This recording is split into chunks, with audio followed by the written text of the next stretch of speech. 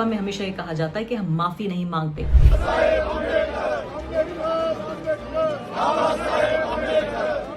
BJP का handle Twitter पर कि ये देखिए हमने आपके लिए इस तस्वीर को दुरुस्त कर दिया। ट्विटर इन कांग्रेस पार्टी के नेताओं को बोल रहा है कि आप हटा लीजिए इस बयान को। नमस्कार, द वायर में आपका स्वागत है। मैं हूं आरफा खानम शेरवानी। कमान से निकला तीर और जबान से निकली बात कभी वापस नहीं आते। अमित शाह ने जब से ये बयान दिया कि अंबेडकर का नाम लेना फैशन हो गया है और अगर इतनी बार नाम भगवान का लिया जाता तो स्वर्ग मिल गया होता, इसके बाद से कांग्रेस पार्टी और बाकी विपक्षी पार्टियों ने संसद से लेकर सड़क तक हंगामा बर्पा कर दिया है और वो ये कह रहे हैं कि अमित शाह इस्तीफा दें। इसके अलावा वो ये भी कह रहे हैं कि वो माफी मांगे।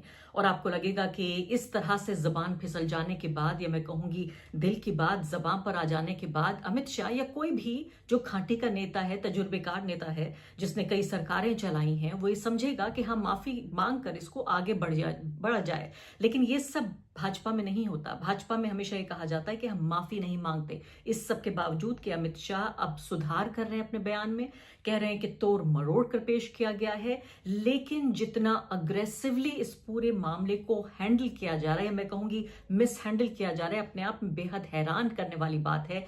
ये तस्वीर आप ये देखिए, इस तस्वीर को, यानी जहां पर अंबेडकर की तस्वीर लेके ऑपोजिशन के नेता बैठे हुए थे, वहां पर जो अमेरिकन कारोबारी हैं जॉर्ज सोरोस, उनका फोटो चिपका दिया है और कह रहा है बीजेपी का हैंडल ट्विटर पर कि ये देखिए हमने आपके लिए इस तस्वीर को दुरुस्त कर दिया। यानी ये कहने की कोशिश हो रही है कि जो कांग्रेस पार्टी है, ये जो ऑपोजिशन है, वो जॉर्ज सोरोस या विदेशी ताकत मान लेते हैं, एक छिपा हुआ जो विदेशी हाथ, जिसके बारे में लगातार भाजपा के लोग आपको बताते रहते हैं कि वो विदेशी ताकतें हैं। अब कांग्रेस पार्टी ये कह रही है कि ये तो दुगना अपमान हो गया अंबेडकर का, क्योंकि इस तरह से तस्वीर को चस्पा कर दिया और ये कह रहे हैं कि हमने आपके लिए दुरुस्त कर दिया।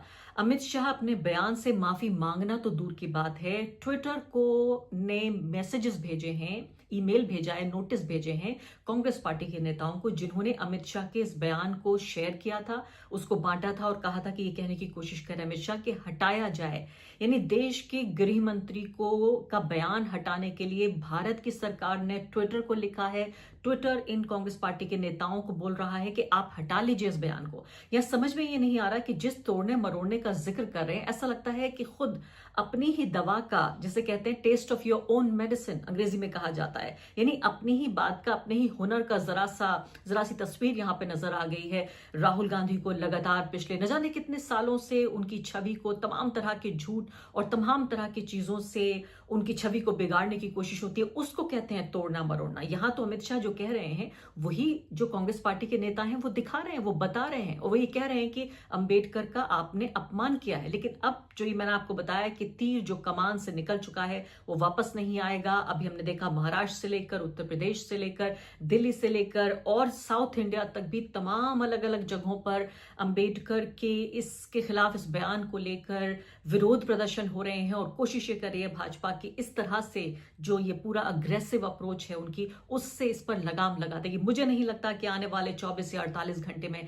इस बयान की भरपाई किसी भी तरह के फोर्स से, किसी भी तरह के बल से, चाहे वो कानून का सहारा लेना हो या कोई और सहारा लेना हो या पुलिस बल का सहारा लेना हो, इससे कुछ भी हासिल हो पाएगा। और सबसे बड़ी बात यह भी है, आप ये देखिए इन सब महत्वपूर्ण चीजों में कि 3 कम से कम एमपीज ऐसे हैं, 2 बीजेपी के और खड़गे साहब भी कांग्रेस पार्टी के, जो कि इस पूरी धक्का मुक्की में चोटिल हो चुके हैं। मेरे साथ इस मुद्दे पर बातचीत करने के लिए 2 खास मेहमान मौजूद हैं। मेरे साथ हैं जाने माने इतिहासकार प्रोफेसर चंद्रभूषण जी और साथ ही प्रोफेसर लक्ष्मण यादव। इन दोनों के जरिए इस मुद्दे को समझने की कोशिश करेंगे। पूरे मुद्दे को जो बदलते हुए हम देख रहे हैं, जिसमें न सिर्फ कि पहले बयान दिया गया, बयान के बाद बयान की सफाई दी गई, अब बयान को हटाने की तमाम कोशिश हो रही है, कांग्रेस पार्टी के नेताओं को कानूनी रूप से धमकाने की कोशिश हो रही है, ट्विटर के जरिए उनके पास संदेशा भेजा गया है कि ये तमाम हटा लीजिए। यानी कोई बयान किसी दूसरे का नहीं, खुद देश के गृह मंत्री का बयान ट्विटर से हटाने की कोशिश हो रही है।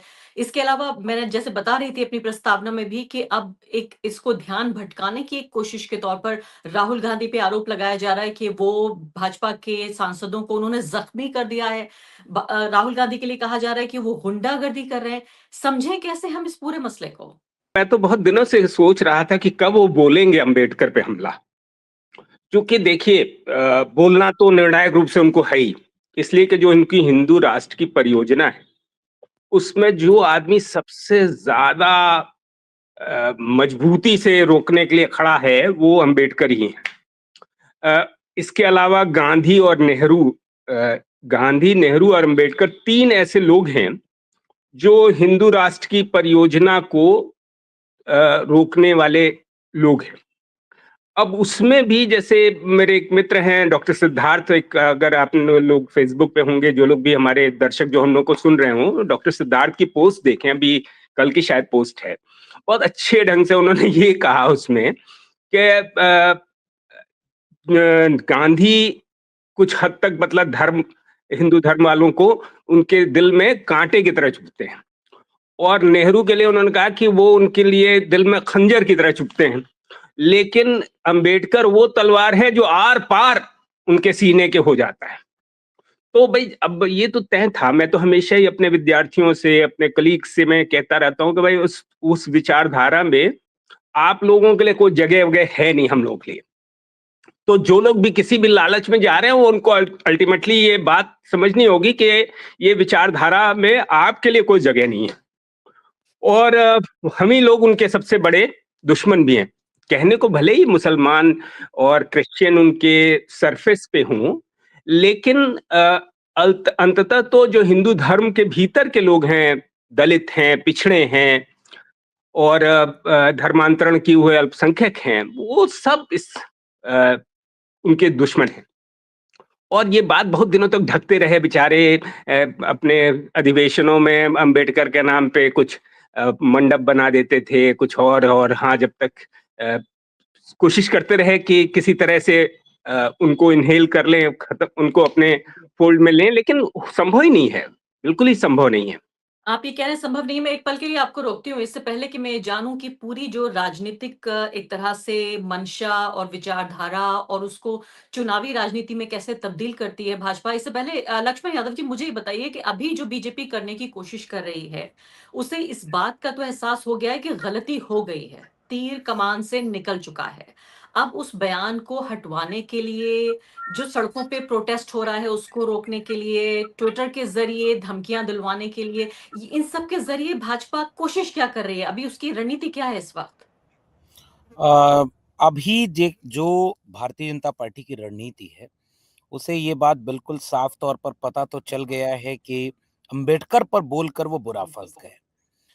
एक तो डॉक्टर अंबेडकर की आज़ादी के अमृत काल में, संविधान के 75वें वर्ष में जो अहमियत बनी है, उसे मैं इस देश के भविष्य की राजनीति के लिए एक बहुत सकारात्मक दृश्य की तरह देख पा रहा हूँ कि हर एक जन आंदोलन का नायक एक ऐसा शख्स बना है, जो समानता, न्याय, बंधुता, संविधान, वंचित शोषित को उनका अधिकार दिलाना, इन सब का एक बड़ा प्रतीक है।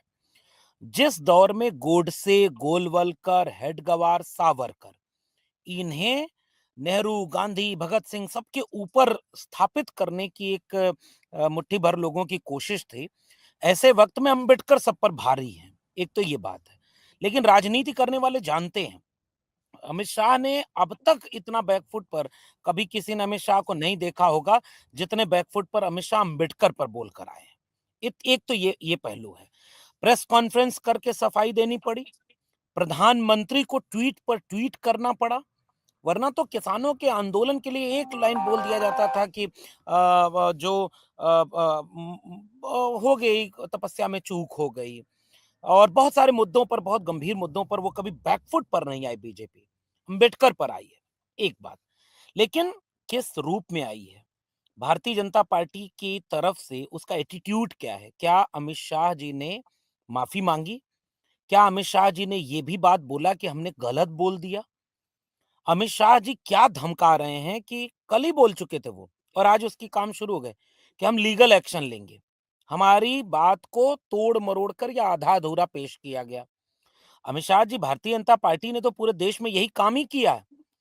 सबसे बड़े अपराधी, सबसे बड़े भ्रष्टाचारी, सबसे बड़े देश विरोधी विपक्ष के नेताओं को साबित करने के लिए बीजेपी ने क्या क्या किया था।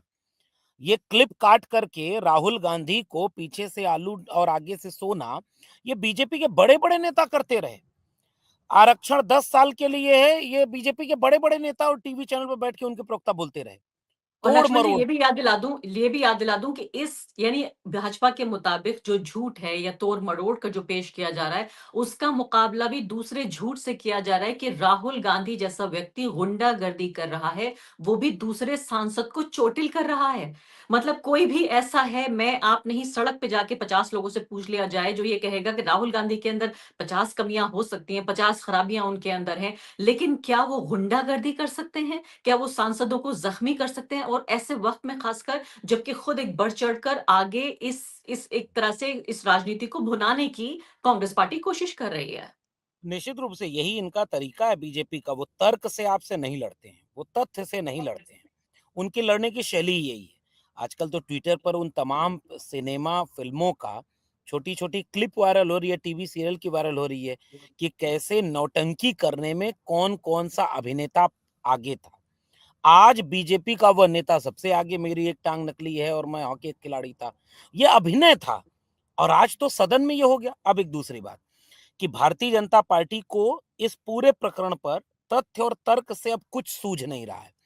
समाजवादी पार्टी उत्तर प्रदेश में पूरा सड़कों पर उतर गई, कांग्रेस पार्टी पूरे देश में सड़कों पर उतर गई। दक्षिण भारत के राज्यों में सदन में मैं भी अंबेडकर आई जय भीम का नारा संसद से लेकर देश के दिल्ली से लेकर के दक्षिण और उत्तर तक गूंज रहा है। सड़कों पर अमित शाह के पुतले फूंके जा रहे हैं। कितनों पर कार्रवाई करेंगे और कैसे, क्या कार्रवाई की धमकी से अमित शाह इसे रोक लेंगे? इसलिए भारतीय जनता पार्टी अब चाहती है कि उल्टा इन्हीं लोगों को घेर लिया जाए। कल तक क्या कोशिश करते रहे कि कांग्रेस अंबेडकर विरोधी है, सपा अंबेडकर विरोधी है। ठीक है, सबने किया, सबके अतीत में कुछ गलतियां रही होंगी। आज आम आदमी पार्टी कहां थी और आज अगर अंबेडकर का साथ ले रही है, तो भाजपा ये बताए कि वो सावरकर के साथ है कि अंबेडकर के साथ है। भारतीय जनता पार्टी का हिंदू राष्ट्र क्या अंबेडकर के सपनों का भारत है कि नहीं है? अब तो डिबेट इस पर हो, इस पर डिबेट न हो इसलिए धमकाया जा रहा है। अब मैं आखिर में आपके सवाल का एक टू द पॉइंट जवाब ये भी दे दूं कि बीजेपी करेगी क्या? बीजेपी हम्म। यही करेगी। बीजेपी हमलावर होगी, बीजेपी माफी नहीं मांगेगी। भारतीय जनता पार्टी में इस्तीफे नहीं होते, ये बात बड़े बड़े नेताओं ने पहले कह दिया था। ट्रेन ट्रेन जाने पर कोई अब बीजेपी ने पिछले कितने बार कोई इस्तीफा लिया?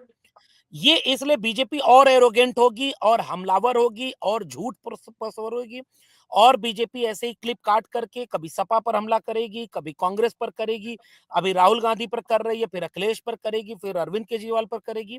लेकिन इसका दूसरा पहलू भी ये है, बात अंबेडकर की है।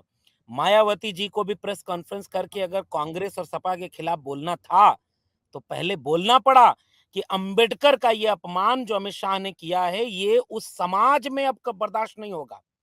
तो चाहे मायावती, अखिलेश, राहुल, इन लोगों को आप कुछ भी कर लो, ये जो अंबेडकर के चाहने वाले पूरे देश में करोड़ों लोग हैं ना, दो चार बुद्धिजीवी खरीदे जा सकते हैं जो अंबेडकर के साथ सावरकर बना करके बीजेपी का साथ दें। जनता नहीं खरीदी जा सकती। भूलेंगे नहीं अंबेडकर के लोग। आप लेटरल एंट्री करने वाले हो, आप आरक्षण खत्म करने वाले हो, आप जाति जनगणना विरोधी हो, अब तो डिबेट वहां जाएगी। इसलिए बहुत अच्छी बात आपने कही है कि अंबेडकर के साथ सावरकर का जो चूरन बना के बेचा जा रहा है, सोचा जा रहा है कि इसमें थोड़ी सी अफीम मिलाकर जनता को सुला दिया जाए। चंद्रभूषण जी, मैं समझना चाहती हूँ अमित शाह के बयान को। वो हर बात लिखी हुई पढ़ रहे थे, देश की संसद में पढ़ रहे थे, किसी पत्रकार का जब सवाल नहीं था जिसका उन्होंने जवाब दिया और भूले से कोई उनके मुख से बात फिसल गई, जबान फिसलने वाली बात भी नहीं है। उनका ये कहना कि अंबेडकर अंबेडकर कहना फैशन हो गया है, और उसके बाद उन्होंने कहा कि इतनी बार अगर भगवान का नाम जपते तो स्वर्ग मिल गया होता। लेकिन मैं वापस 7 आपको इस जन्मों के छोटे लिए स्वर्ग मिल गया होता। 7 जन्मों के लिए 7 स्वर्ग मिल जन्म। गया होता।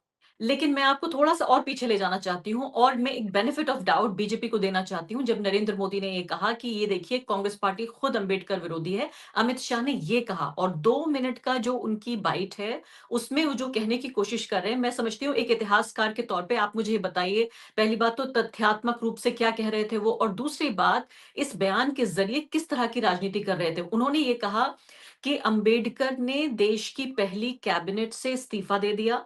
उसके बाद 1952 में जब अंबेडकर चुनाव लड़ रहे थे, तब कांग्रेस पार्टी ने उनको साजिश करके हरा दिया।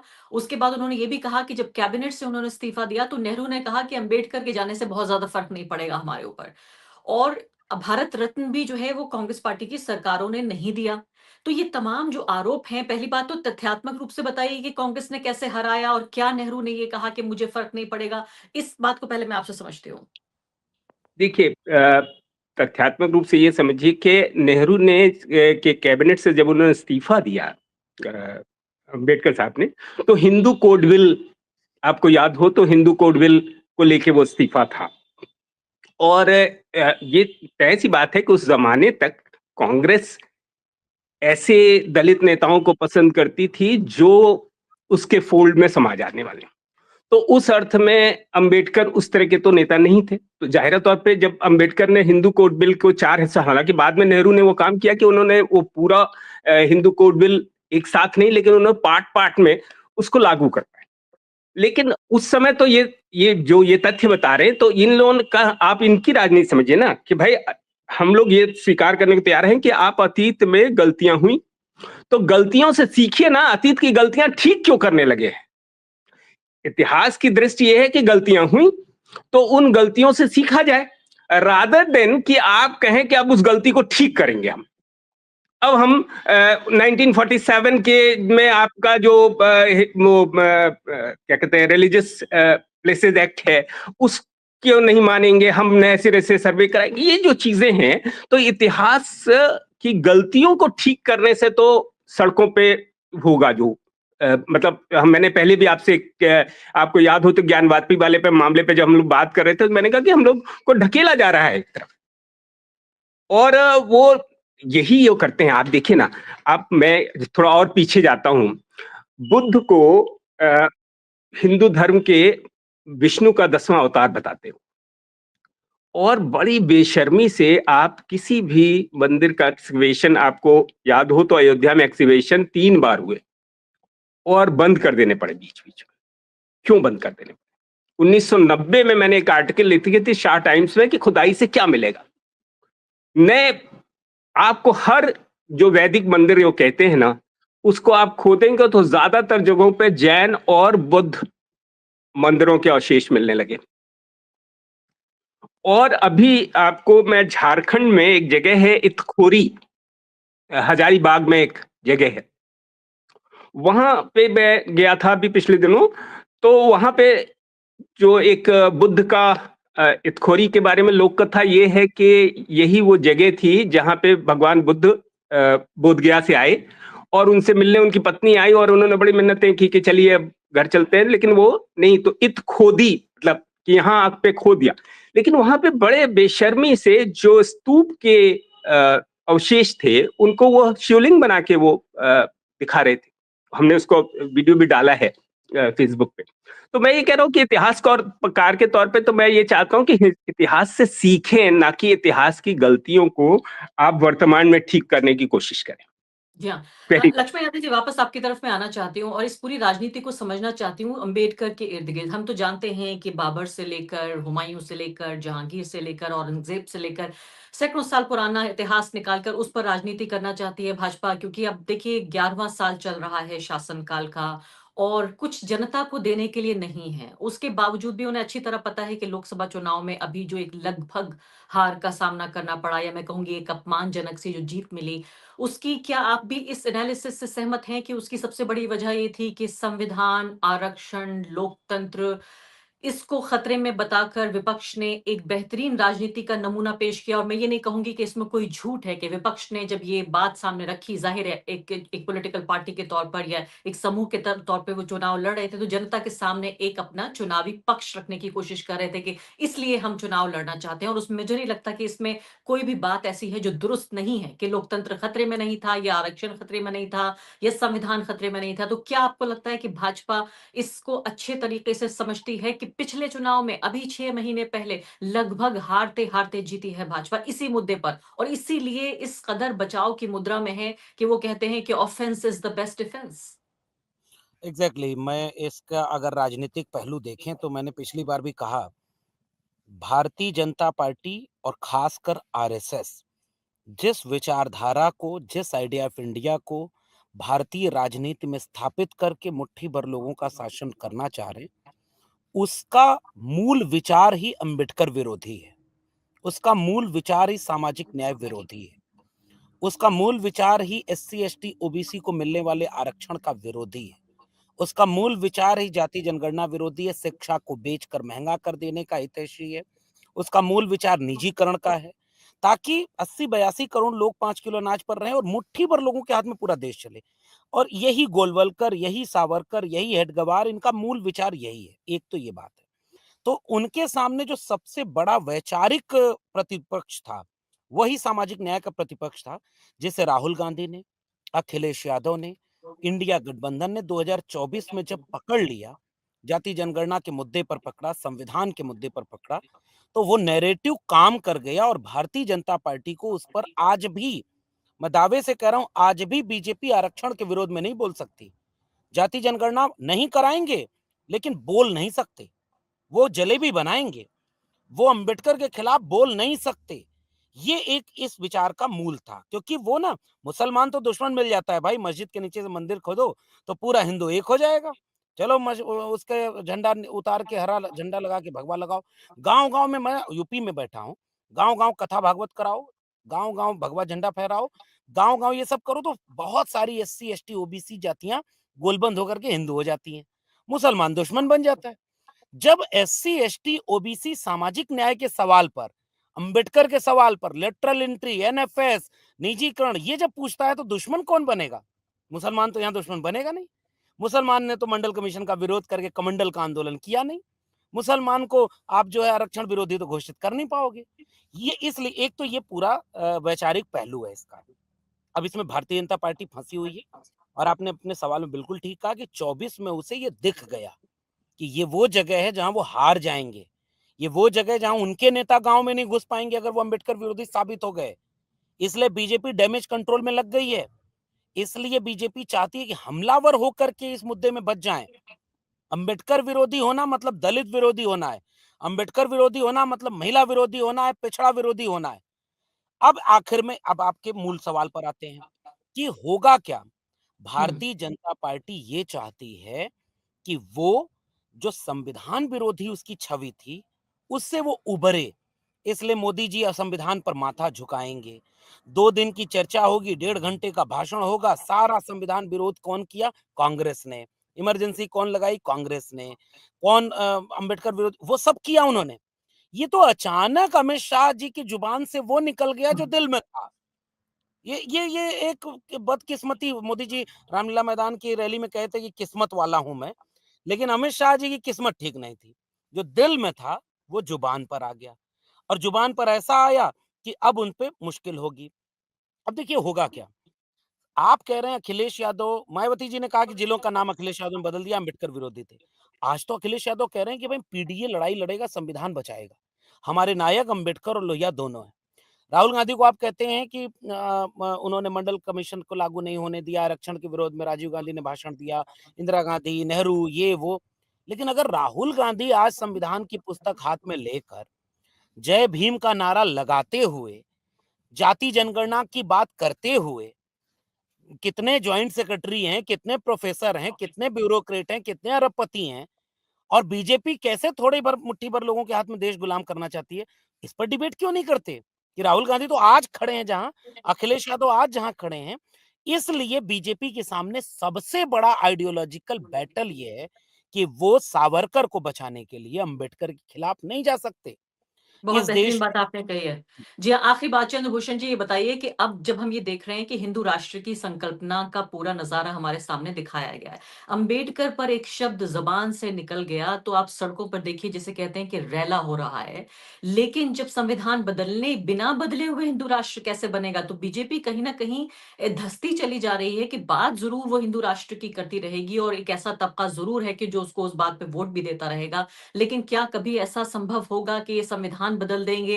जिस तरह से नज़ारा हम अभी देख रहे हैं सामाजिक न्याय की बात जिस तरह से विपक्ष ने आगे बढ़ाकर उस पर एक मजबूत राजनीति तो कर दी है। बिल्कुल, बिल्कुल। और देखिए मतलब हम लोग को इतिहास के विद्यार्थी के तौर पे मुझे लगता है कि हम लोग चाहे जितना भी स्यापा कर लें, इतिहास के चक्र को आप पीछे नहीं ले जा सकते। बात समझ रहे हैं? आप जिस तरह के राम राज की आप बात करते हैं, वो कर नहीं पाएँगे। आज ये काँच की हांडी है, आरफा जी मैं बता रहा हूँ, एक ही बार चढ़ेगी और उसके बाद ये अभी कई साल, जैसे आप यहाँ तक पहुंचने में, केंद्र तक पहुंचने में इनको कितने साल लगे आपको याद है?